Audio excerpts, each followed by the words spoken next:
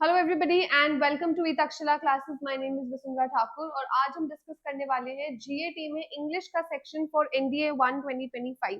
तो एग्जाम जो है 13 को हमारा हो चुका है, सीडीएस का भी और एनडीए का भी। एंड आई रियली होप कि पेपर अच्छा गया होगा क्योंकि हम लोगों ने बहुत सी चीजें यहाँ पे डिस्कस करी हुई थी।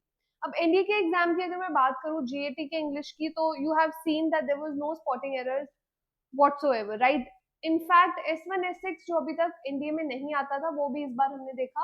वोकैबुलरी का weightage just like CDS was way too much and therefore the questions were very moderate. I think I would say moderate to difficult कहेंगे, because ऐसा भी नहीं है कि बहुत ज्यादा हार्ड थे, बट हाँ इजी भी थे काफी question. So let's find out what is the correct answer की फर्स्ट ऑफ ऑल। ठीक है, देखते हैं कि क्या क्या आंसर्स जो है आपके मैच होते हैं या नहीं।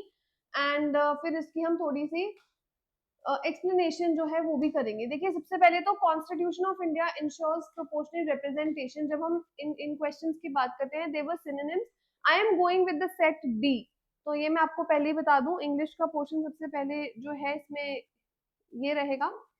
तो constitution of India ensures proportionate representation from all regions. Proportionate यानी बैलेंस्ड, तो आंसर यहाँ पे रहेगा अल्फा। ठीक है, क्योंकि प्रोपोर्शनेट का मतलब ही क्या होता है, बैलेंस, एक इक्वल मात्रा में। There is a feeling of disenchantment among the members of the group. अगर आप कोई भी वर्ड उठा के देख लीजिए यहाँ पे, डिलाइट, आइडियलिज्म, अनरिलेंटिंग, डिसअपॉइंटमेंट जो है वो अलग स्टैंड आउट कर रहा है। B would be the correct answer, right. Third देखिए, she believe that it was imminent. देखो, इमिनेंट, इमैनेंट और एमिनेंट, मैंने तीन वर्ड्स आपको कराए थे। इमिनेंट, एमिनेंट मैंने बताया था, एमिनेंट से याद रखिए यानी फेमस, और इमैनेंट यानी इनहेरेंट, जो आपकी टेंडेंसी है। और इमिनेंट है ऑब्वियस, जो चीज टल नहीं सकती, जो चीज अब होके ही रहेगी। तो जो टल नहीं सकती, that is inevitable. Answer would be delta, right. Next है, brave soldiers left an indelible impression on the people of land. देखिए, ये भी मैंने आपको बताया था, इनडेलिबल, इनक्रेडिबल, इनएक्सप्लिकेबल। डेल देखिए, रूट वर्ड देखिए, डेल यानी डिलीट से आता है ये। इनडेलिबल जो चीज डिलीट नहीं हो सकती, जो डिलीट नहीं हो सकती, रिमूव नहीं हो सकती, वो क्या है, परमानेंट। आंसर हमारा क्या होगा, अल्फा। इरेडिकेबल, जिसको इरेडिकेट कर सको आप। फ्लीटिंग, जो टेम्पररी हो। और हिलेरियस इज फनी, तो कोई लेना देना नहीं है। चले आगे। The manager always provides instantaneous, ये तो इजी था। इंस्टेंटेनियस मतलब इन द इंस्टेंट, तो अल्फा इमीडिएट। अब था S1 S6। सबसे पहले देखिए, 6 क्वेश्चन की मैं बात करती हूँ यहाँ पे। Although all sources of energy ultimately come from natural processes, non renewable resources, ये सब है। इसका answer according to me is alpha, QPRS।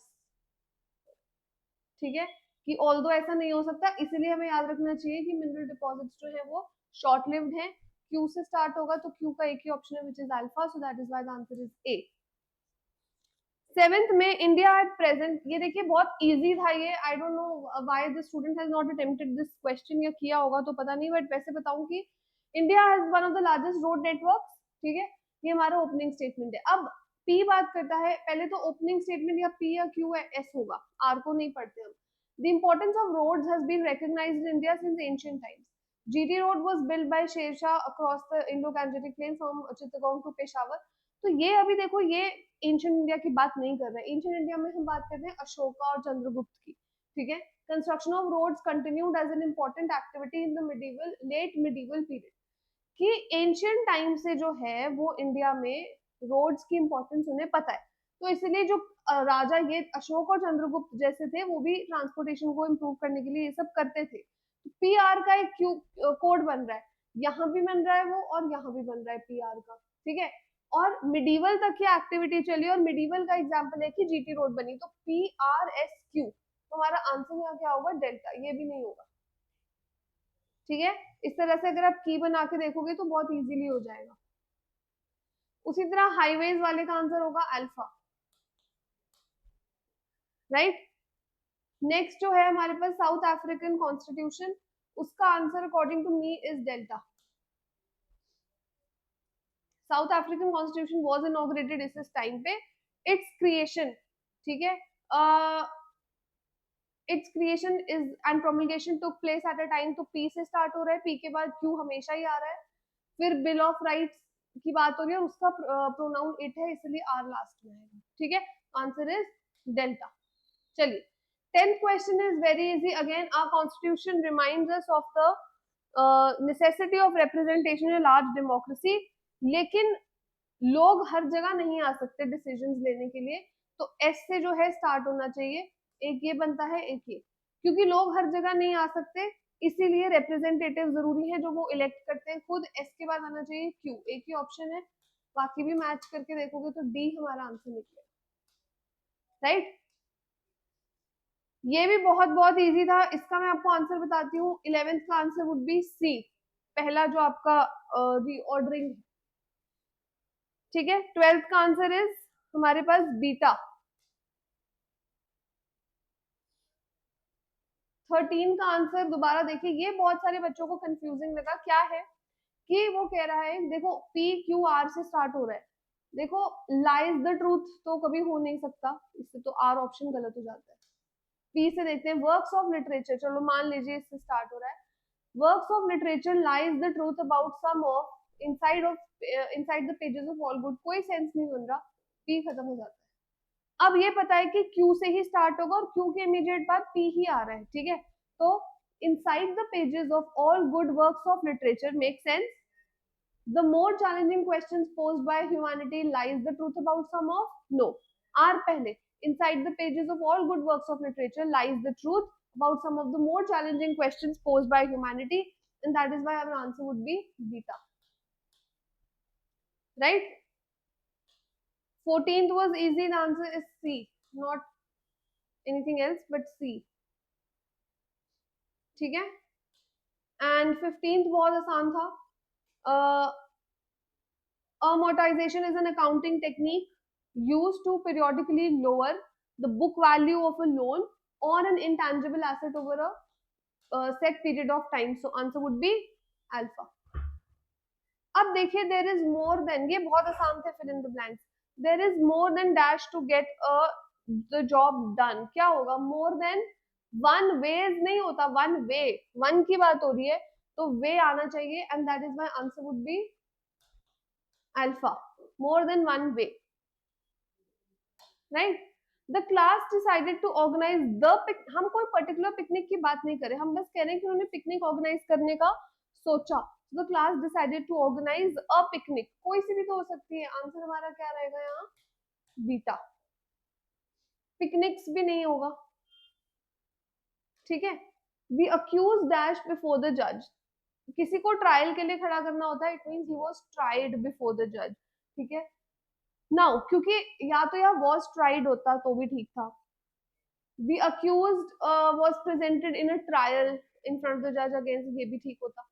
was trial, sat trial, stood trial, तीनों गलत है. ट्राइड ही बनता है इसका.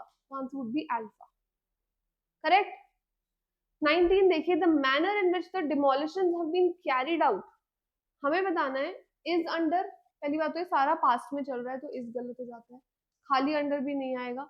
मैनर सिंगुलर है तो वॉज ही आएगा, इसलिए अल्फा. वॉज अंडर, बिना हेल्पिंग वर्ब के नहीं बनेगी बात.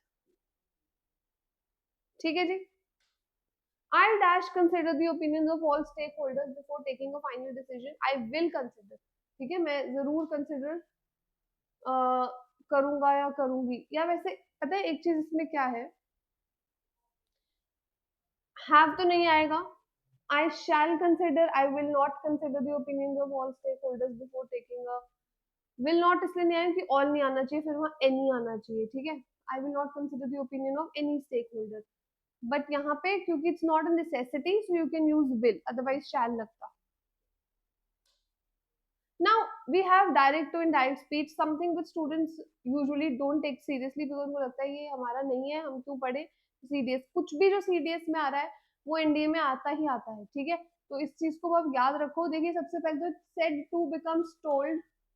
तो टोल्ड देखिए कहाँ कहाँ है, सब में है. इसको हटा दो. रिक्वेस्ट तो कुछ कर नहीं रही, वो उसको बोल रही है कि यहाँ पहुंचना है तुमने, रिक्वेस्ट तो कुछ भी नहीं है. चलो आगे, Charu told her friend that her जगह लगा है इसमें, ठीक है। I want you to, present tense will become past, so she wanted, इस तरीके से ये गलत हो जाता है। अब बचे ये दोनों, शी वॉन्टेड किसको, मुझे, तो मेरे लिए क्या है, अपनी फ्रेंड के लिए उसका क्या है, her pronoun, she wanted her to be, here becomes there, दोनों जगह किया हुआ इन्होंने, ठीक है। एट 6 PM, अब यहाँ पे टुमारो ही रखा, बट हमें पता है डायरेक्ट इनडायरेक्ट में here becomes there, tomorrow becomes the next day, the upcoming day, और anything like that, so answer would be alpha, ये भी गलत, ये ठीक है आंसर, राइट।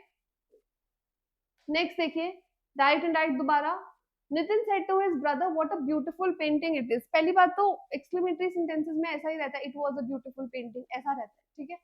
तो what a beautiful painting it was, ऐसे कभी नहीं बनेगा, ये गलत है।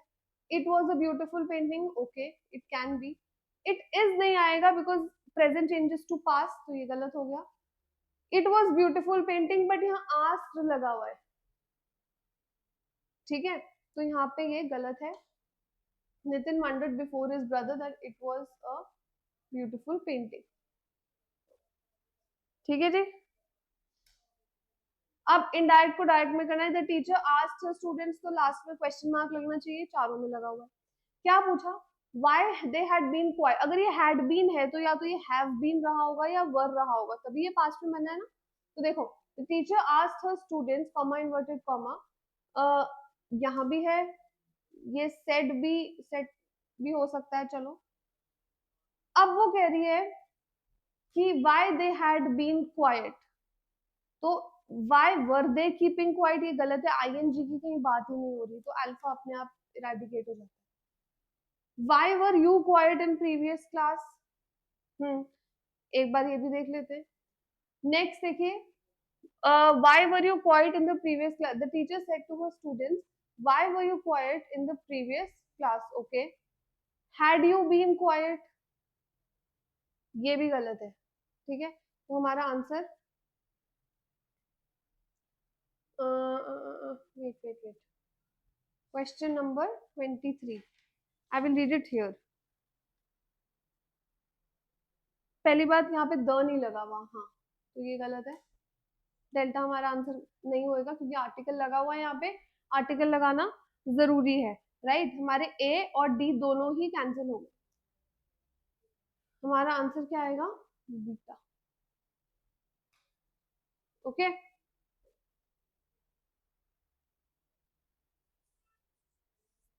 Right, answer would be beta.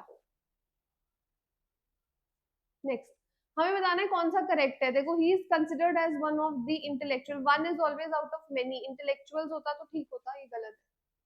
He is considered as one among the brighter intellectual, कभी नहीं, वन अमंग नहीं होता, गलत।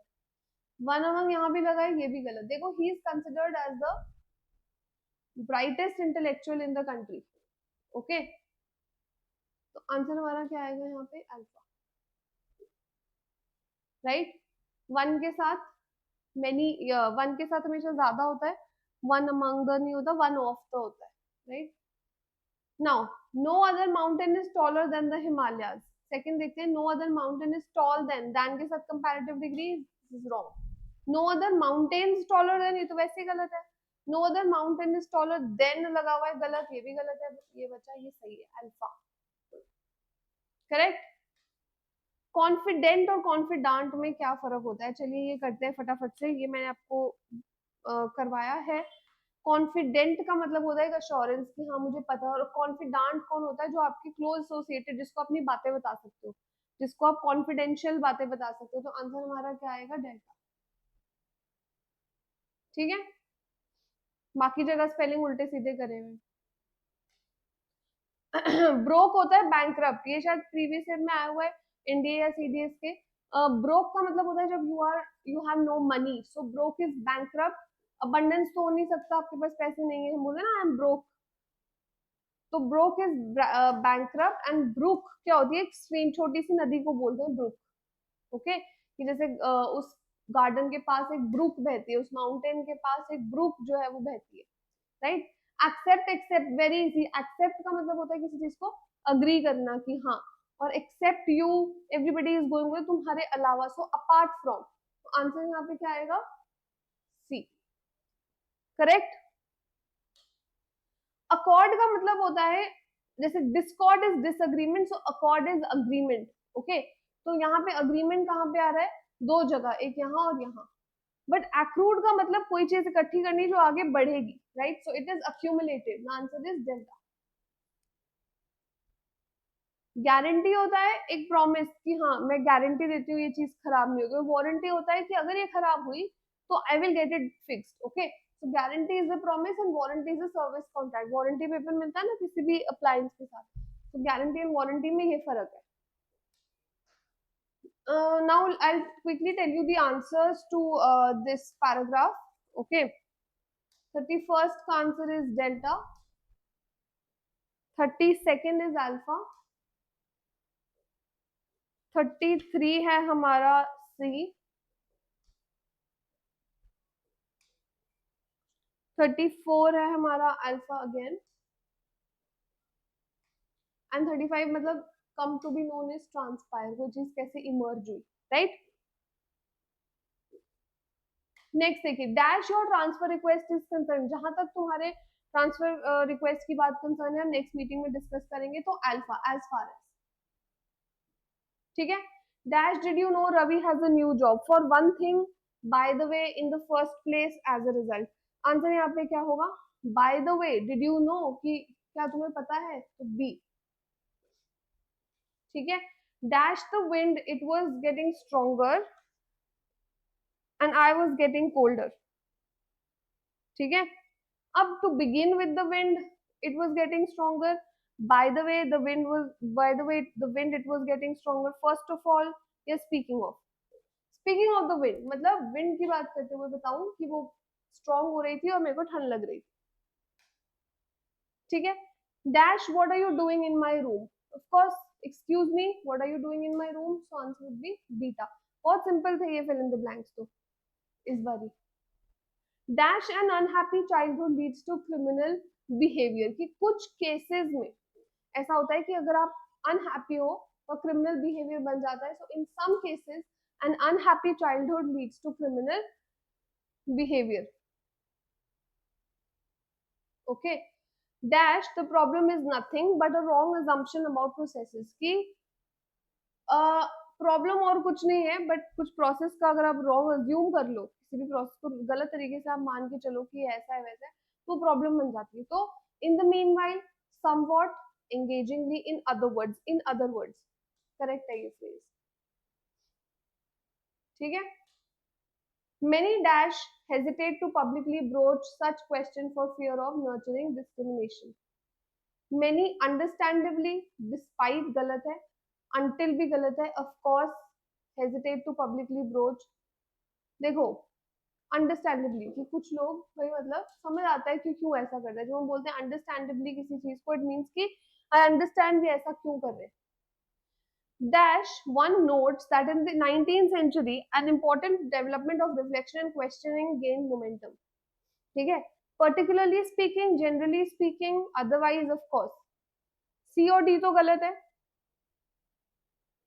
पर्टिकुलरली की बात कर रहे हैं क्यों? क्योंकि 19th सेंचुरी मेंशन्ड है कि इस सेंचुरी में ऐसा होना शुरू हुआ था, right.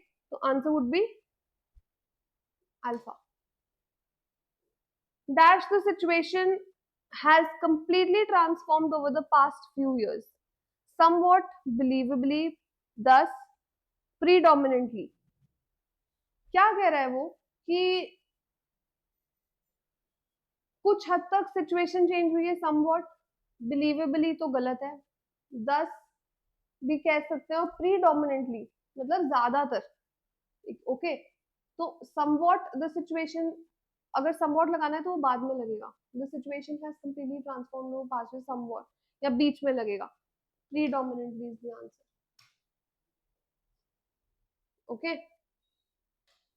Dash the committee is of opinion that all academic matters will be discussed in the executive body meeting, although लगाओगे तब जब yet होगा, hence, okay। चलिए Next बात है, cynosure is something or somebody that attracts a lot of attention. Answer would be beta. ये तो definitely जो है वो क्या है हमारे वर्ड मीनिंग, ठीक है। अब ये आए हुए हैं, देखो सीडीएस की अगर मैं बात करूं तो जिस तरीके से वहां पे फॉरेन वर्ड्स आते हैं, राइट, जिस तरीके से फॉरेन वर्ड्स, फ्रेंच वर्ड्स आते हैं, तो इस बार क्या है कि एनडीए वालों ने भी ये डाला हुआ है, ओके। तो इसीलिए आपको अगली बार के लिए वोकैबलरी जो है वो ज्यादा अच्छी करनी पड़ेगी, ठीक है। देखो कोइवल क्या होता है, को मतलब एक टाइम, जैसे कंटेम्प्रेरीज होता है, एक ही टाइम पे जो लोग सरवाइव कर रहे हैं, जिंदा हैं, तो कोइवल इज पर्सन या कोई भी एक्टिविटी जो एक ही चीज एक ही टाइम पे हुई हो, तो alpha is the answer. Retrogression हमने करा है, प्रोग्रेस अगर आगे बढ़ना है तो रेट्रोग्रेस यानी पीछे जाना, so sudden occurrence of a past event, okay. Sudden sharp drop in price ऐसा कुछ नहीं है, और ऐसा भी नहीं होगा कि रिटर्न टू अर्लियर स्टेट। अच्छा, इट्स रेट्रोग्रेशन नॉट सडन, ये है return to early, sorry sorry, the answer is C. Progress is आगे बढ़ना, रेट्रोग्रेस इज वापस पीछे आना, so it means returning to an earlier state, my bad. ठीक है जी, चलिए।